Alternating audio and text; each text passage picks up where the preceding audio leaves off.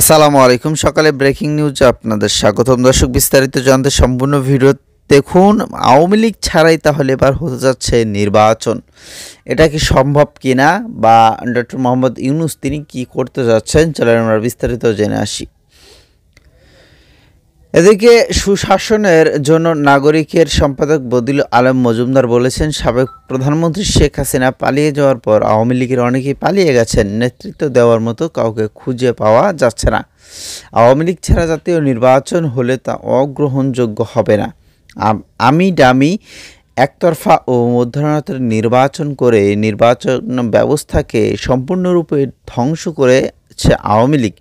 গতকাল debate for ডেমোক্রেসির আয়োজন গণতন্ত্র সুরক্ষায় রাষ্ট্র মেরামত এবং জাতীয় নির্বাচন শীর্ষক ছায়া সংসদ অনুষ্ঠানে প্রধান অতিথির বক্তব্যে একথা বলেন তিনি। সুজন সম্পাদক বলেন, বর্তমান সরকার তত্ত্বাবধায়ক সরকার নয়, তত্ত্বাবধায়ক সরকার ছিল রুটিন সরকার। অন্তর্বর্তীকালীন সরকারকে 15-16 বছরের জঞ্জাল দূর করতে বেশ বেগ পেতে হচ্ছে।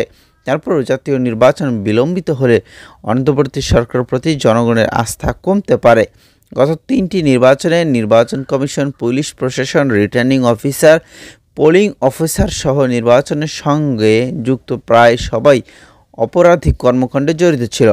কমিশন নির্বাচন ব্যবস্থাকে বিভিন্ন অজুহাতে দলীয়করণ করে সংবিধানের সুস্পষ্ট লঙ্ঘন করেছে, আদালতের নির্দেশ অমান্য করেছে, অতি উৎসাহী হয়ে পক্ষপাতদুষ্ট আচরণ করেছে। তাই নির্বাচন অপরাধে অভিযুক্ত সবাইকে বিচারের বিষয়টি গুরুত্ব সহকারে বিবেচনা করা উচিত। এ সময় তিনি গত ডামি নির্বাচনে অভিযুক্ত সবার বিচারের দাবি করেছেন। তিনি বলেন, নির্বাচনের জন্য সমতল ক্ষেত্র প্রস্তুত করতে পারেনি। সে সময় উদ্দেশ্য প্রণীত হয়ে সরকারের রূপরেখা বাস্তবায়নের জন্য কয়েকটি কথিত দলকে নিবন্ধন দিয়েছে।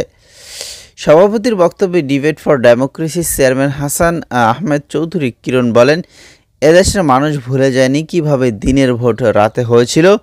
মৃত মানুষ ভোট দিয়েছে, বিদেশে অবস্থারত ব্যক্তিরাও ভোট দিয়েছে, কোথাও কোথাও শতভাগ ভোট পড়েছে, শিশুরাও ভোট দিয়েছে। আমি ডামি প্রার্থীর নির্বাচন হয়েছিল।